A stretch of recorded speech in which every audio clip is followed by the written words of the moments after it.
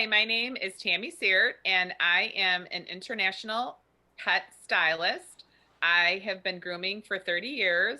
My salon is the Velvet Touch in Hinsdale, Illinois, and I am the secretary for Groom Team USA, and I am also a small animal educator for Andis. I am a judge internationally and a speaker. So today's episode is called Grooming Foundations for Profitable Futures. So we're going to go over a few things that, everyone can change a little bit in their salons to make them a little bit more profitable. I would like to talk about your awesome YouTube channel, who everyone, Gwendolyn, the pet stylist, follow her on YouTube, subscribe to her channel.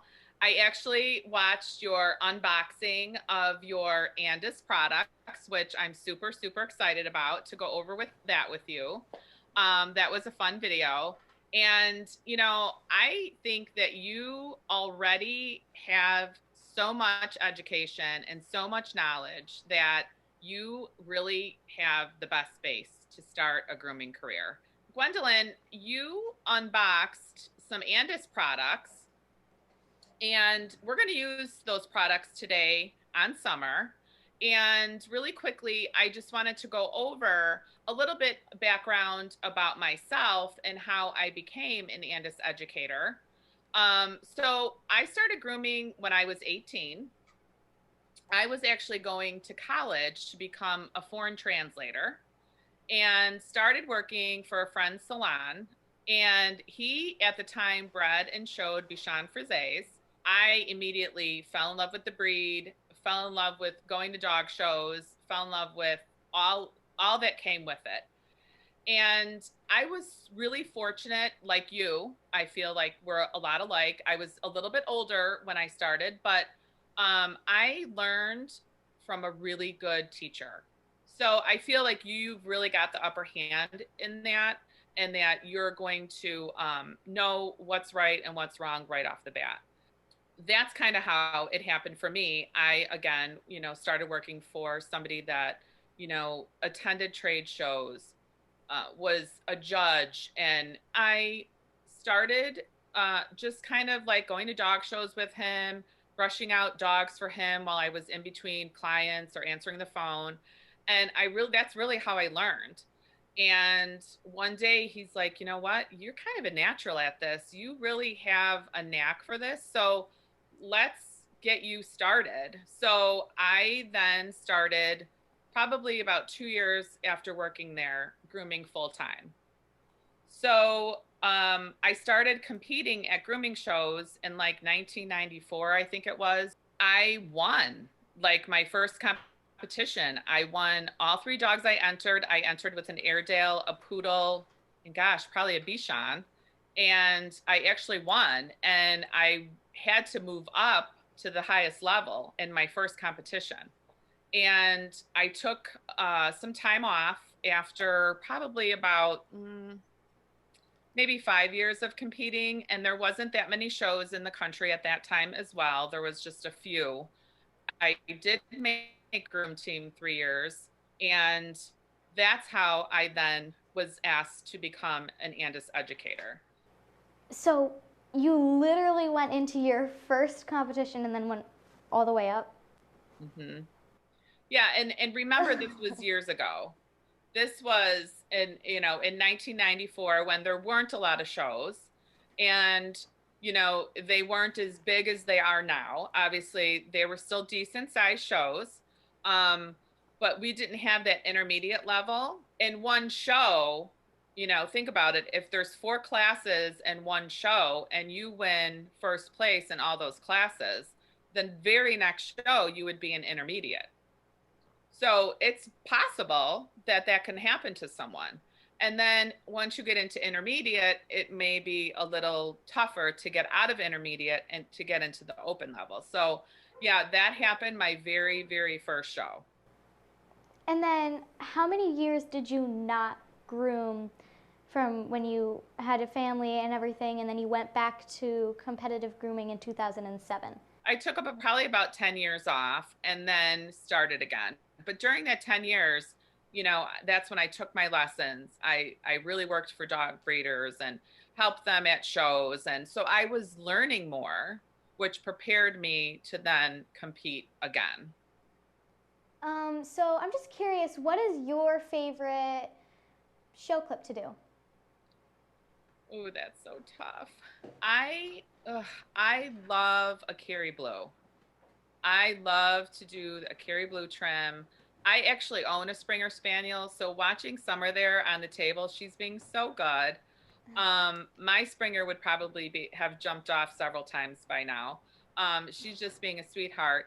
I love to do Kerry Blues, and I love to do a poodle. I love to do a Springer. I can't decide. I could not answer that, but I really like the technical clip on a Kerry Blue. Do you have any other questions, or should we just get right into doing Summer? I think I'm ready to just get right into doing summer. Okay. So you've gotten all of her tangles out. She's had a bath. Gwendolyn, when you do your prep work, what do you do, honey?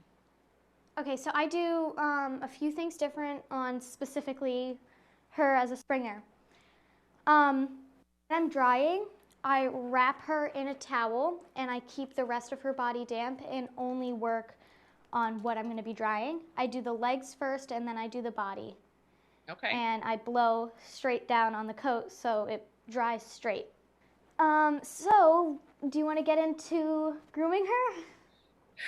Yeah. So what I like to do, on when I'm, obviously you've done her prep work. She's bathed, she's combed out, she's brushed out, and I know that you said that you left 1 foot for us to work on 1 foot. Is that her front left foot? Yes. Okay, perfect. Okay, so right at the top, that top pad, lift that hair up a little bit. Yeah, right there. Okay, so you want to make sure that you shave that a little bit on that top pad. Because when she puts her foot down, you want to actually see that foot. So right on that top pad, you can clip that out just a little bit.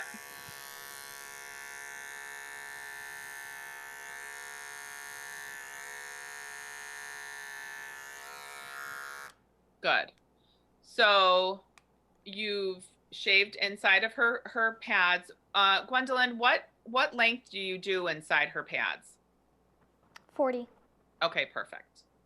Okay. So just remember when you're looking at her from her side profile, you want to actually see a foot. Now that you've shaved that a little bit, you see what I'm saying? You can kind of see her foot is, yeah, right in there. Yep. Wow, she is such a good girl. You're such a good girl, Summer. So, Gwendolyn, what I want you to do is pick up her foot like you're going to scissor around her pads and pulling all of that coat down over that top pad. So yep.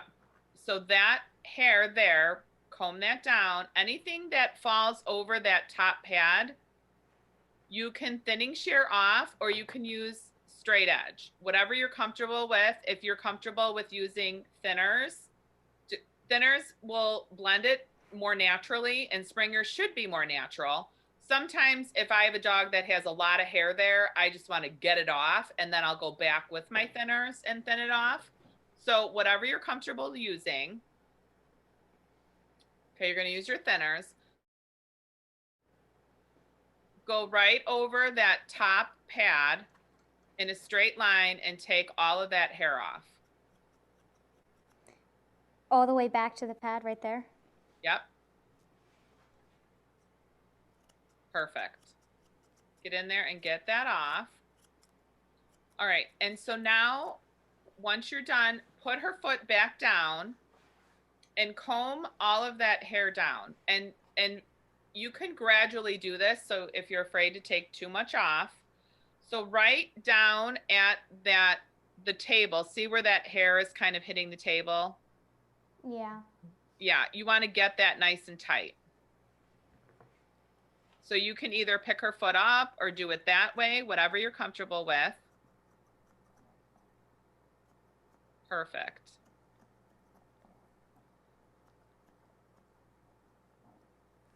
Okay. So now when you pick up her foot and okay, so that hair, yeah, you can move that hair, that leg hair over. A lot of the times too, what a good tip is, if you're worried about cutting that leg hair, you can wrap it with vet wrap so that you don't accidentally cut any of that fringe off. So the pad that's facing me, closest to me, and the top pad, I want you to trim around that area really nice.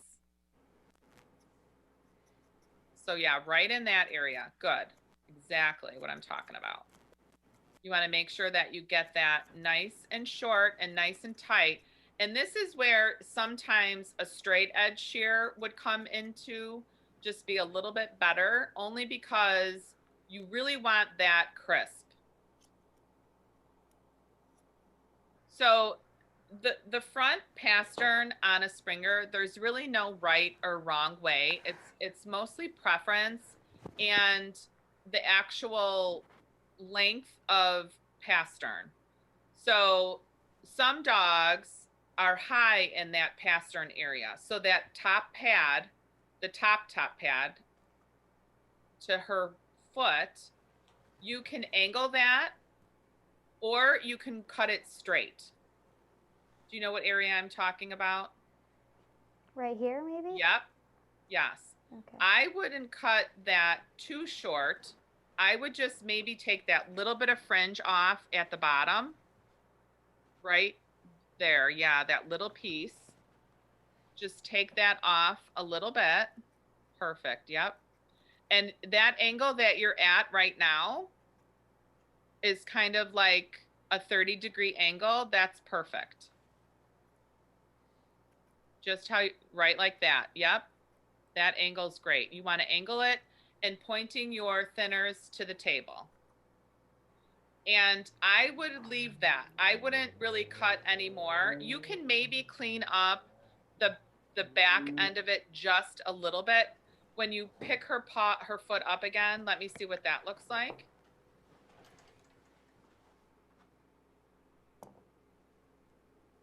Okay, so I would say right in that area, you can clean that up just a little bit. Right at that top pad. On both sides, yep.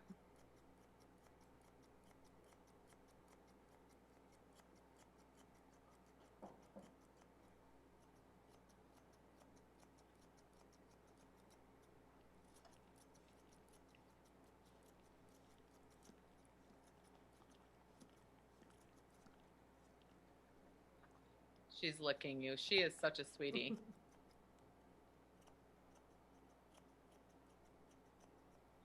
And the other really important thing with Springers is you can show their toenails. So when do you have your slicker brush handy? Mm-hmm. So take your slicker brush and brush up between her pads and bring all of that hair that is, pick her foot up. And underneath, I still want you to focus on the underside of the foot. Oh, sorry. That's okay. So all of that hair around the toenails, pull all of that up with your slicker brush. Like this or opposite way? That way is perfect. No, not that way. You want to come the other way. Yep, that direction. All of that hair, anything around the pad, you can take off with a straight edge. So you really want to get around that pad nice and tight. I think feet are really hard on Springers, Goldens. She looks like she's got a really nice foot. Springers should have a cat-like foot. So they should be very tight, and you should be able to see a knuckle when their foot is down. So the way to really accentuate that is to make sure that you're clipping and getting all of that hair out around and inside the pads. Yep, and using your fingers to pull that up. Perfect. Okay. And I'll brush and brush again and brush again and really try and get as much as I can up. Using your fingers, your brush, whatever you have handy.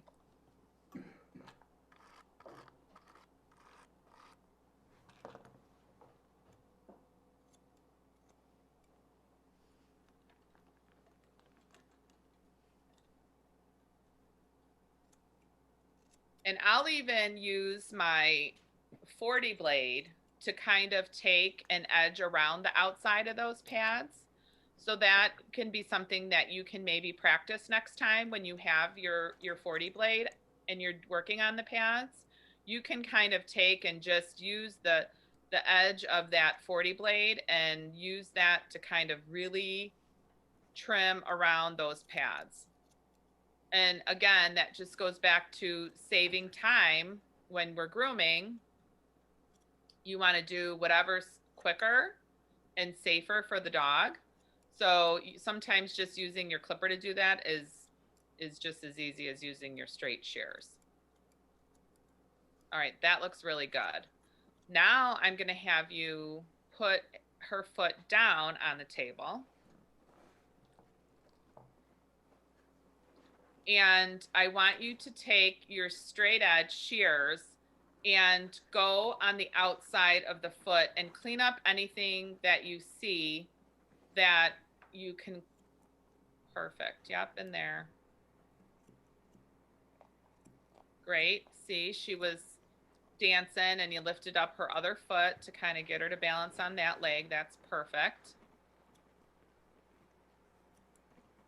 And this is a little tedious, you know, and once you get the hang of it, you'll be really quick at it. It's just, you really want to clean up the outside of those pads the best you can. And this is going to help build that knuckle. Like I was saying, that cat-like foot.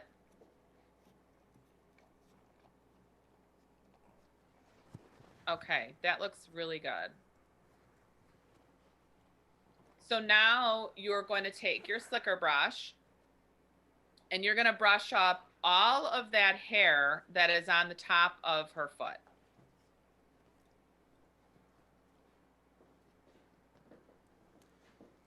Like that? Yep. Brush it all up between the feet.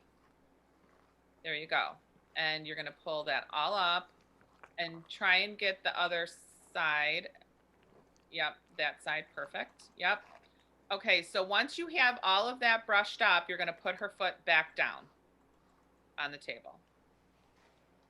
Okay. Now I want you to take your thinners and I want you to hold your thinners just like that, but pointing the tip of your thinners at the table. And I just want you to get out the hair at the toenail right now. So don't focus anything on the top of the foot. We're just cleaning up around the toenails. And you want to, yep, angle your shears that way. Perfect. Now move to the middle. Yep, there you go, right at the toe. Okay. And then you want to do what I like to do when I'm doing that inside. Go on the other side of the table and lift up her right leg and angle your shear. Perfect. Yep. And again, you're just focusing right at the toenail right now. Good. And can you kind of see how you're building that foot up to create that knuckle up there? Yeah. Okay. It's looking so much better. Okay. So I'm seeing right now on the inside of her foot, close to the pastern. Do you see that kind of chunk of hair there? Right here? No, on the side. Keep going around on the inside. Up a little bit. There's just a little bit hair there on that pastern area. Right here? Yes, exactly. Get rid of all that. Perfect.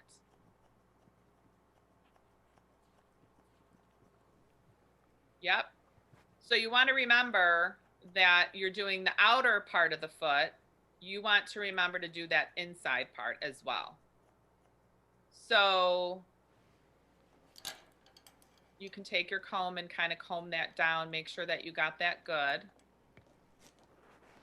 on the inside part. If there's anything there, that is all going to be removed.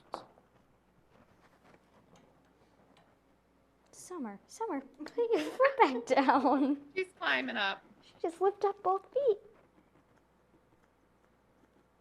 She said, I liked it much better when I was laying on the table relaxing and you were giving me treats.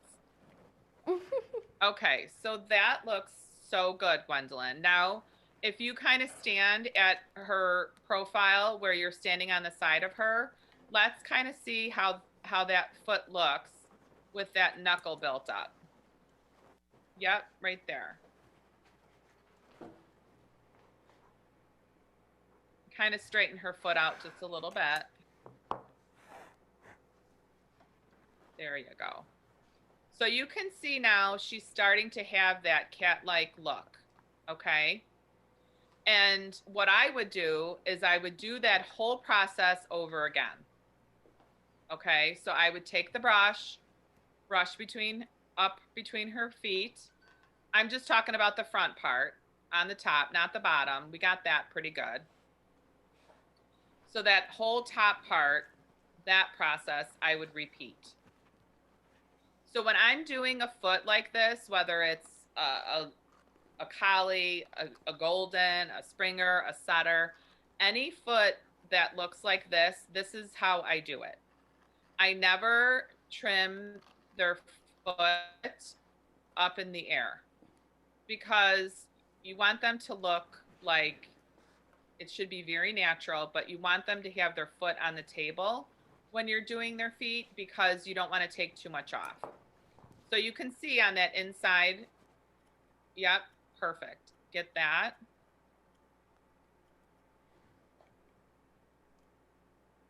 That looks good. And see how you're really getting in there and getting by those toenails now? That's exactly what I was talking about.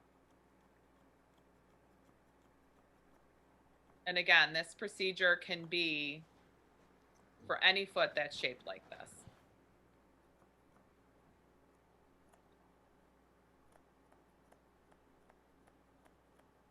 And then that,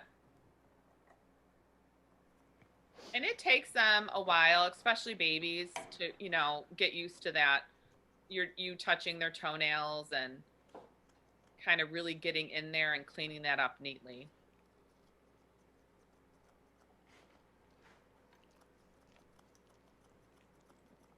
Yep, get that. That looks great.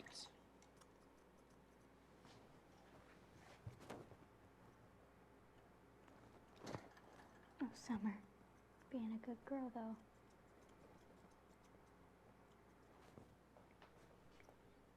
Now you can really see there's just a little bit of hair left on the top of that pad, okay? You're going to very lightly just scissor that off, but you're going to still angle the tip of your shear at the table. Okay. And if you ever compete with a Springer, you may have a judge that will come in there perfect. Yep, just like that. Great. That looks so good. You'll have a judge that may come in and actually pull the hair up with their fingers between the pads like that. And so it's important too that you do that. Make sure that when you think you have your foot perfect, you take your finger and push all of that hair up between the pad, because a lot of dogs, not so much younger dogs, but as they age, they get those splayed feet. So once their feet kind of become flat, and it happens a lot in overweight dogs too, they'll get those flat feet. This is a way to kind of build their foot up and make it look a little bit nicer. And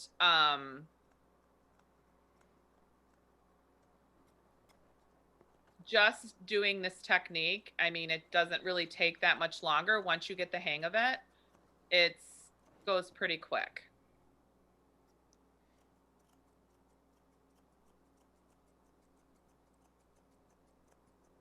How do you think it looks compared to the other foot?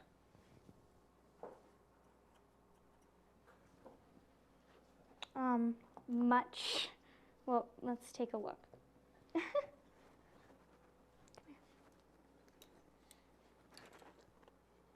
So now you can see her foot. You can see the shape of her foot. She still has, it's still short. It's still nice for the client. The client's still gonna, you know, there's not a ton of hair there. It's still really short. It's just building up that knuckle. It really makes a difference.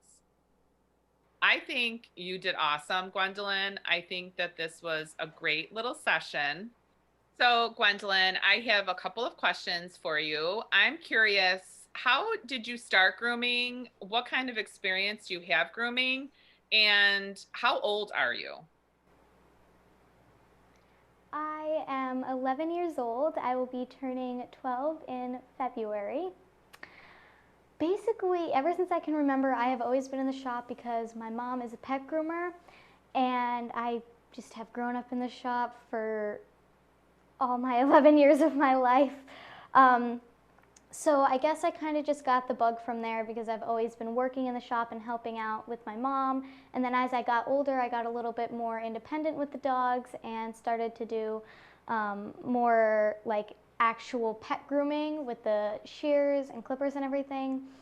And then my mom went in one time to try to compete, and she did not like it. But when I was in the show watching her, I think I fell in love then, and then that's when I started to really like it and get a passion for it. So I went into my own, a few of my own competitions, and ever since then I've just really loved it, and I just have a passion for it. So currently I am just putting my heart and soul into competitive grooming. So because you've had so much experience with grooming and everything, what do you think is the best advice you can give a groomer? I would say the best advice for a new groomer would be patience and routine. Establishing that routine that you're going to do every day is really going to help you. And dealing with the clientele as well, you'll need patience. You're not only dealing with the dog, they're the client, but you're also dealing with their owner. So establishing a friendly communication between you and the owner is really how you're going to build that client. I am so happy and so excited that I was able to do this with you today. I cannot wait for this to get on YouTube so you can start getting some likes. I just want to let everyone know to follow, subscribe to Gwendolyn's YouTube channel. It is Gwendolyn, the pet stylist. She has such great information on there, and I can't wait to actually meet you in person. Hopefully, once we get a trade show actually going here, I'm going to meet you in person, and I'm so excited for you, so happy for you, so excited that Andis got involved in this project with you. And I just want to thank them, and I want to thank 123 Pet for hosting this event and getting this off so that we can spend some time together. Thanks, Gwendolyn. I appreciate you coming into this YouTube video and helping me out and just doing this whole thing. I really, really appreciate it. You helped me so much. Thank you to Andis and 123 Pets for sponsoring this video. This was an awesome experience, And just thank you guys so much.